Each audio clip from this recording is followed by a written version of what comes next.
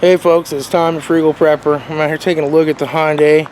We were on our way back from Kings Island last night and running the high beams and the air conditioning on full blower, and didn't have the rear defrogger on though.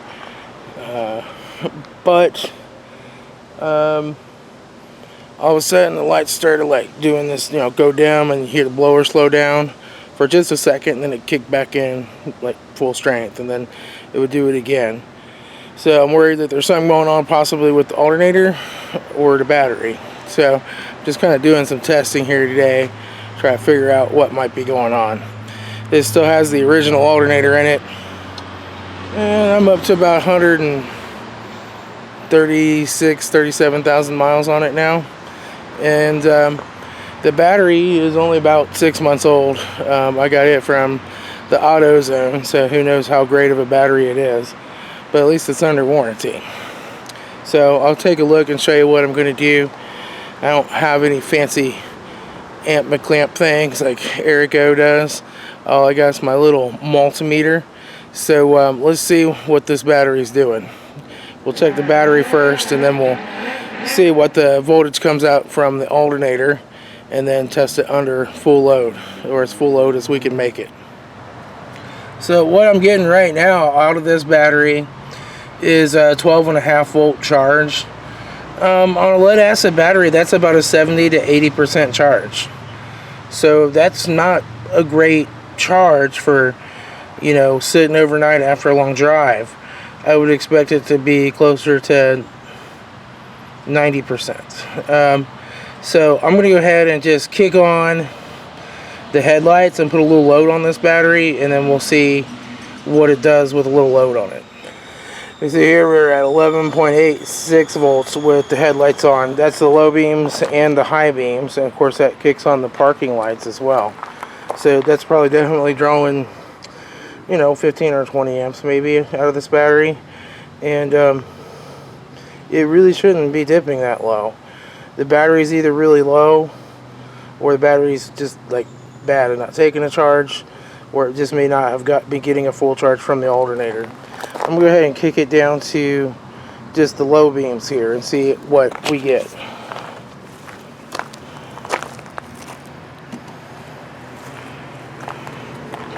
So just running the low beams, that brings us 11.97, so close to 12. Still, what, 50% charge or so? So let me just kick on the high beams and the blower. We'll kick the blower up on high and see what we get.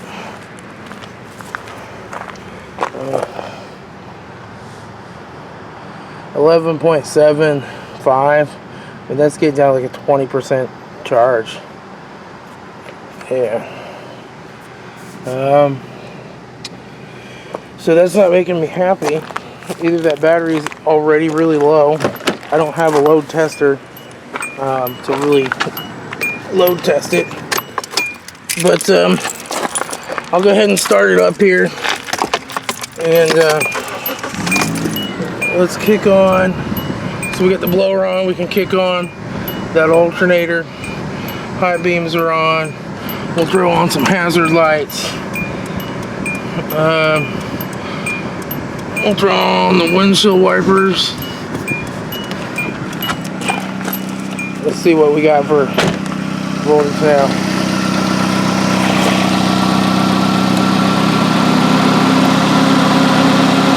.65. I'd really like to see that thing up closer to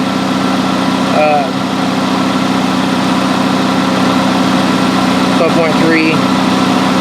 It's going to change because we got the wipers and blinkers intermittent. There's 12.1, 12.2. That voltage is going down as it's sitting here at an idle. So let me see if I can get this probe jammed in here a little better. Come on.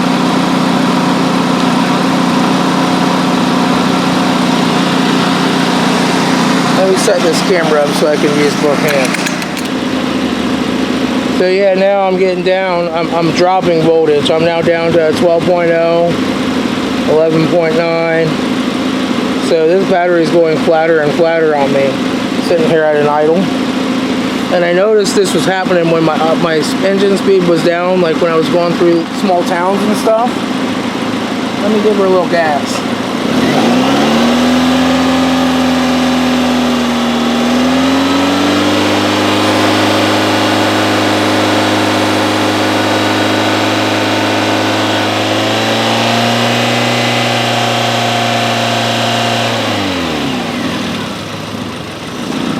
Now we're going to watch her start dropping probably. Yeah. So let me take some of this load off with it running.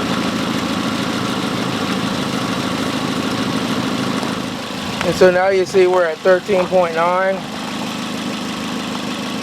I gotta give us a little, it'll come up, 14.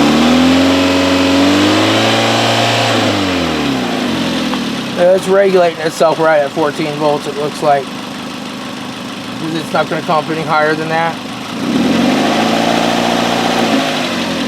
Voltage regulator's good, we're just not getting the juice that we need.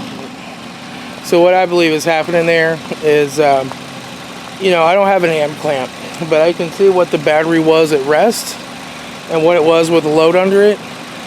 And I can see that, when it started, it should go up above the voltage that it was at rest. That would mean it's charging. When that voltage is lower than what it was at rest with it running at an idle under load, there's no amps going into that battery. They're going the other way. I could prove that with an amp clamp, but that's just the way the electric's going to flow. That's where the electrons are going to move. So that tells me I'm just not getting the amperage I need out of that old alternator. Could it be a loose connection or something? Well, I'm certainly going to check that. And I'm going to do a continuity test there. Or maybe I'll just do a voltage test over here to the back of the alternator. See if I'm getting the same voltages there. But my guess, it's time for another alternator. Because if it's, putting out enough amps, then that battery should have been at sitting there with maybe even a surface charge on it over 100%, or at least 90 or above after just sitting all night. So what I'm thinking is going on is it's not bringing that battery up to 100% while it's under load. So I'm going to go ahead and take a look at replacing this alternator. I'm not sure if you can see that meter or not, but I'm going to go ahead and do a measurement of the voltage right from the alternator. So at the battery, I've got 13.94 volts. At the alternator, this is with no real load on the car. I am so screwed if this cooling fan kicks on right now.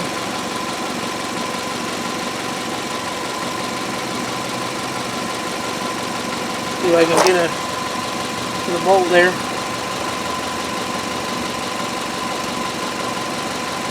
Oh, come on.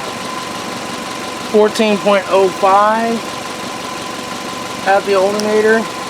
Little voltage drop coming over here at 13.95. So that would be a 1/10 of a volt. I think that's pretty normal for getting through all this wiring. And I'll go ahead and see if there's a voltage drop between the alternator ground and my battery ground. I may have to drop this down to like the 2 volt range. So about a 1/10 of a voltage drop going back to the negative there too. Looks like, well, maybe not even that much. We're at 0.12. Now let me go ahead and put it under load and see what my voltage drop is. That'll tell me if it's a bad connection. And then I'm going to get in here.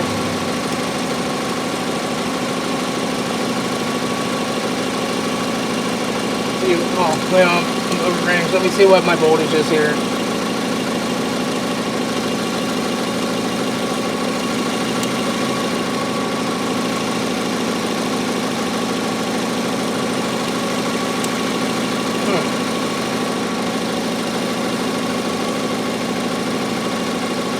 So 13.07. Back here, 12.8. I'm getting a little higher voltage drop there. So let's check the voltage drop between the negative, the ground of the alternator. 0.2 volts on the drop there. And let's check it on the positive.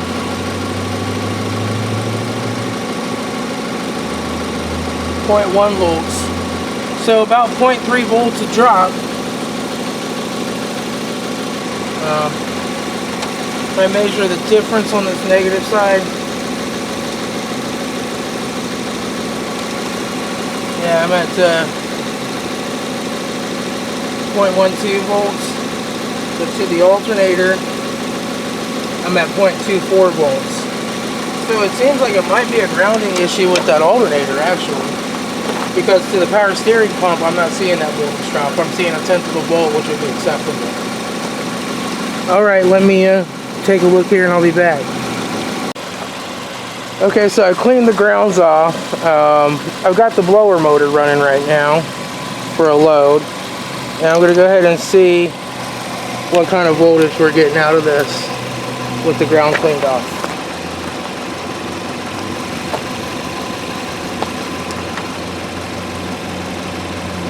So I'm at 13.82, which is really the minimum your alternator should be at. And so I'll check it down here at the alternator.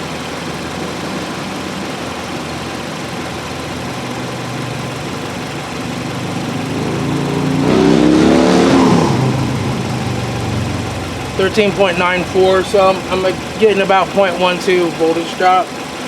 I'm okay with that. So, I mean, it could go a little lower than that. Let me turn the lights on. So now I got the high beams and low beams on. I can hear that alternator kick in too. 13.0 volts, that's still acceptable. That's still charging.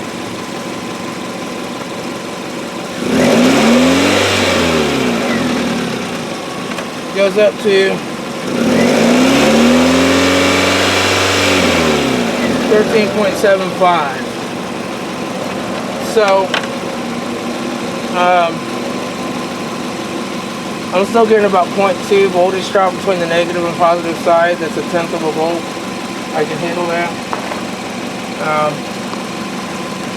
So I think that alternator is probably still just a little bit on the weak soft side.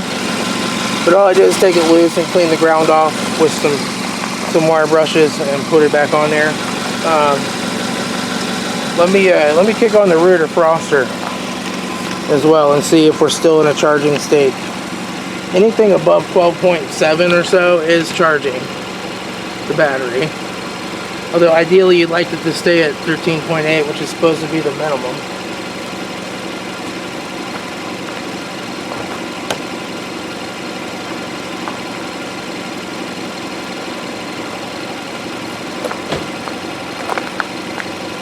Okay, so now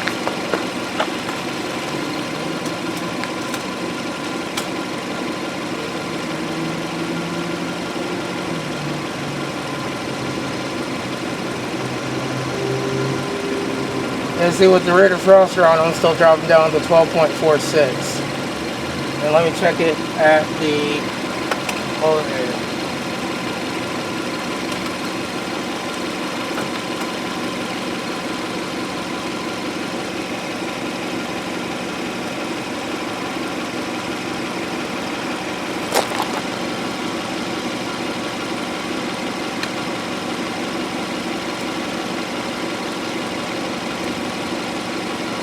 So at the alternator, I'm 12.56. At the battery, 12.41. So that means that that battery is discharging right now with the rear defroster on, high beams and blowing. So I'm still not happy with that. That's still only 1/10 of a volt voltage drop, so it's better. But I think that alternator is still weak sauce. So my guess is that connection's kind of been going corroded and bad for a while. And as that voltage drops because of the bad connection. The amperage that the alternator is trying to put out goes up, and it's probably just, you know, gotten weak. So I can see with no load on it, it cuts itself out right at 14.00 exactly. That tells me the voltage regulator is probably working great. But it's just a little bit of weak sauce there as far as getting everything going. I've checked the connector on the back; it's fine. My you know, 0.2 volts of voltage drop on the negative side is cleaned up, and still just not quite cutting the mustard. So I think it's time to find another alternator. Alright folks, so I went down to the junkyard, got a used alternator. This is a Vallejo, and it's got a remanufactured sticker on it. Got my portable workbench moved over here, and got my tools. So what I'm going to do is just pull this little top engine cover off, take this power steering pump loose off to the side, and then get to the alternator down there. It's just basically the one bolt here, the little tensioning bolt in the front and a bolt on the bottom. We'll swap that out and see how it goes. Hopefully that'll fix my issues. It's been my experience that you're better off to buy alternators from junkyards if you're not going to buy a brand new one, just because somebody's already driven with them, and hopefully they're good ones. You know, I think 9 out of 10 of them on the shelf at AutoZone are bad, so I really don't like to buy those. In fact, if I could have found a factory one, that probably would have been preferable, a factory used one. But that one looks like it's got some miles on it. It's got some road film, so it's probably a good alternator. And I'll kind of show you a little bit as I go along what I'm doing. I don't think I'm going to film the whole entire thing. I'll get this done. Okay, so I got the old alternator out. I'll just show you here. So you got to take the power steering pump off, and you can just set it off to the side. Then you got to take this big bracket that goes here off. I'll show you that in a minute. And you got to take this thing that bolts on the side. You got to take 2 of the water pump bolts loose and the 2 bolts out of the top of it, and just get enough play in it here that you can get that alternator up out of there. So on the old alternator, where there's a bolt that goes through the bottom. Now that bolt doesn't have to come out. There's a groove that you can leave the bolt in once it's loose and it pops up out of there. But that bolt, and at the end of it, especially down here, was just full of electrical corrosion, where I think the ground's been trying to run through that because it didn't have a good contact up here. And that's where I wire brushed this up here and retightened it. And then that's when the majority of my voltage drop went away, but the alternator still wasn't putting out enough. The electrical connection on the back was clean enough and good and tight. This is that bracket that goes on the engine, and I just cleaned the surfaces on it real well so that when that bolts back up, that will make a nice clean connection with that plate and where it goes onto the engine. That way I'm assured to have a good ground. And then I've cleaned all the surfaces there that bolts up to, and I've cleaned this plate on both sides as well. And I cleaned the groove where the top bolt of the alternator goes. So I cleaned this bolt on the bottom up real good, got it back in there. The old washer and nut was really rusty, so I got a new one out of my metric nut and bolt assortment, some new ones. That way we can just make sure everything's going to have a nice clean tight ground connection. So now I just got to bolt all of this back together, and then we'll see if it charges. Alright, so the alternator's back in there. Everything's hooked back up and bolted back in. So I'll just show you here. This is really with no load on it. We're at 14.25 volts. So what I'm going to do is turn on some load. So with the headlights and the blower on now.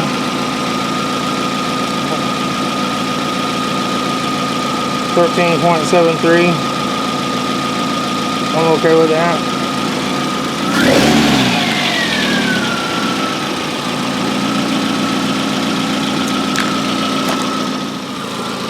Okay, so here's bright headlights, blower, and rear defroster. That is still charging just fine. You know, 13.8 would be optimal, but 13.5 is fine to get that battery up to full charge. So I am 100% A-okay with that. I can really hear that alternator whining now too, so I can tell it's generating. The other one was not whining too much, but not like this one. Well, alright folks, so the cost on this today was $0, and I'll show you why. This is why it pays if you have skills to find out people you can trade those skills to.